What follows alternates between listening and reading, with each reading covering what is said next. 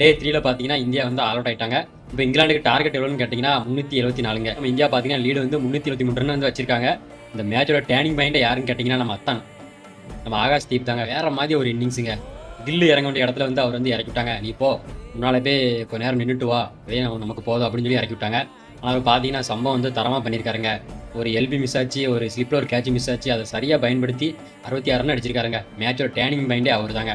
இந்த மேட்ச் நம்ம India win பண்ணிச்சுன்னா, அதுக்கு முக்கிய காரணமே நம்ம ஆகாஷ்தீப் தாங்க. நம்ம ஜடேஜா வழக்கம் போல பார்த்தீங்கன்னா 50 போட்டாரு. நம்ம வாஷிங்டன் சுந்தர் அவரையும் சொல்ல வேண்டாம். செமையா விளையாண்டு ஒரு 50 வந்து போட்டாரு. எப்படியோ உருட்டி பிரட்டி கடைசியில பார்த்தீங்கன்னா, நம்ம இந்தியா வந்து 373 ரன் இங்கிலாந்துக்கு வந்து லீடு வந்து வச்சிருக்காங்க. எனக்கு தெரிஞ்சு நம்ம இங்கிலாந்து பார்த்தீங்கன்னா ஒரு 300 ரன்னுக்குலாம் ஆல் அவுட் ஆயிருவாங்க. நம்ம இந்தியா பார்த்தீங்கன்னா ஒரு 50-70 ரன் வித்தியாசத்தில் கண்டிப்பாக இந்த மேட்சை இந்தியா வந்து வின் பண்ணிடுவாங்க. வின் பண்ணி சீரிஸ் வந்து நம்ம இந்தியா பார்த்தீங்கன்னா சமன் பண்ணிடுவாங்க. என்னதான் இருந்தாலும் நம்ம ஜடேஜா, வாஷிங்டன் சுந்தர் இவங்க 50 போட்டு நம்ம ஜெய்ஸ்வால் செஞ்சுரி போட்டாலுமே நம்ம அத்தனோட இன்னிங்ஸ் தாங்க கண்ணுக்குள்ளே இருக்குங்க. அந்த 66 ரன் நம்ம அத்தான் அடிச்சது தாங்க கண்ணுக்குள்ளே இருக்குங்க.